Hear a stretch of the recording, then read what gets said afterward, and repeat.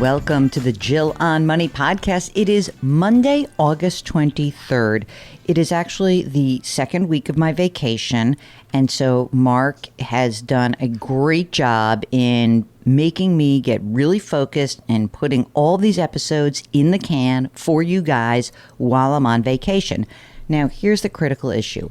Will I really be able to disconnect? I don't fully disconnect when I'm on vacation, but I feel like after the last 16, 17 months, I do need some time to refuel and re-energize. And I'm going to encourage you all to do that if you're lucky enough to take a break. But if you are really kind of worried about something, or you say, I can't relax because there's a financial thing on my mind, let us help you. Maybe we're going to make your summer break, your last gasp before everyone goes back to work, back to school. Maybe we'll make it more relaxing for you. All you have to do is send us your financial questions. The email address is askjill@jillonmoney.com. Or if you are on our website, jillonmoney.com, we've got a contact button. It's very easy. So this week, we are doing all you all the time. So no me reading your questions. This week, it's you in your own voices. If you would like to join us on the show, just let us know. Mark does the rest. Isn't that easy? Today, we are talking to John from North Carolina. His wife is back in the workforce. Hi, John. How can we help you out? So I'm in a good spot. My wife and I are in a good spot. She just started a new job after staying at home, working her butt off, taking care of our kids for 16 years. She started back full-time, making a very strong six-figure income, and coupled with my very good, strong six-figure income. And our good dilemma is, what do we do with the extra money? I love extra money problems. So How much money do you have extra each month, would you guess? Probably close to $3,800, $4,000 a month. Okay. I'm going to use $4,000. That sounds great. Okay. Give me a sort of big picture. How old are you guys? Kids, debt, all that kind of stuff. Sure. I am 56. My wife is 49. We have two kids in high school. One is just started her junior year, and my son just started his sophomore year. Both are expecting to go to college, which is going to factor into all of our discussions. Mm-hmm. Retirement-wise, my 401k and IRAs totals about, actually both of our retirement accounts together total about $730,000. Great. I am fully funding with the catch-up, and it was only after listening to your show and when Ed Slott was on that I learned about the backdoor IRA or the backdoor Roth. Mm-hmm. The fortunate thing is that she's got this full-time job right around the time we started to plan on doing that. Okay. So now with her new job, she is able to fully fund her 401k. So we're putting 20% of her income into her 401k. So how much longer do you want to work? Probably 12 years. Okay. I'm thinking of retirement at 67, 68 years old. Okay. And how much do you think you need to live on in retirement? Our plan is right now about $120K a year. How much are you living on right now? So, we literally just started. She just started the 1st of August. So, literally, we've been living on my paycheck alone. Okay. And I think that nets out to $9,400 a month. Okay. All right. As long as you have run these numbers and you feel okay with it, then that's fine. I think that the other part of this is that, this is new to you. Are you clear that this is something she wants to do? In other words, is she wanting to stay at work for the next 12 years? Or is there any risk that she's like, I'm out of here, I'm not going to do this?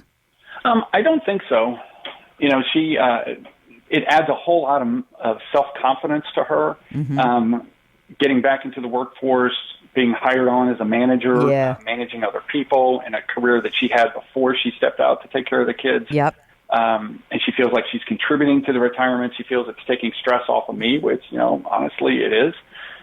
there's a whole lot of emotional things in it too, as I'm sure you can appreciate as a woman, in the sense that for 16 years she didn't feel like she was contributing to our retirement, our monthly cash flow and things along those lines. Even though she's the COO, right? Mm-hmm. Running everything in the household, and now this just gives her an emotional and financial boost in our relationship, and it's really cool to see. It's really nice. That's awesome. That's awesome. Yeah. I mean, I think it does. It's like the working has huge benefits, especially for people who've been out of the workforce for a long time.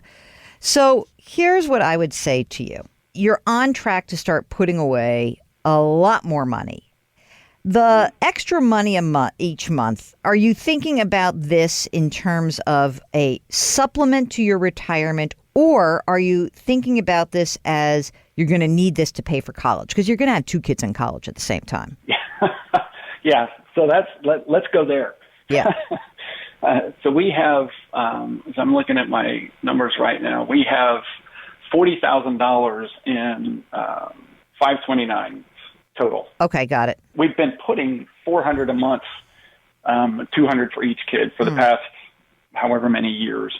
And so the question, one of the burning things that I'm sure you're getting into is it worth it to throw money into a 529? Do we put it in a brokerage account? Do we put it in a savings account? Well, I'll tell you what, I would prefer to go into the 529 if you really think you're going to be, I mean, are both kids are college bound. Are they public or private school kinds of students?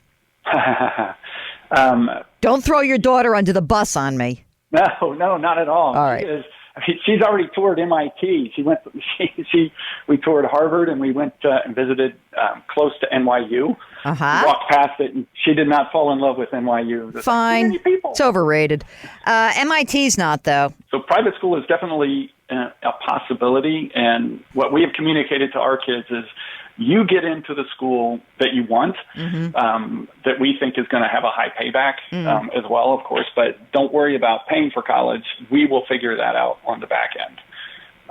It's not an open door in that if we have to pay $70,000 a year for a degree, for a bachelor's degree, that's probably not going to fly. Right. I think that what I'm trying to figure out is that, how much of this money that really should go towards education, how much kind of juices up your overall retirement planning. I presume neither of you will be entitled to a pension going forward?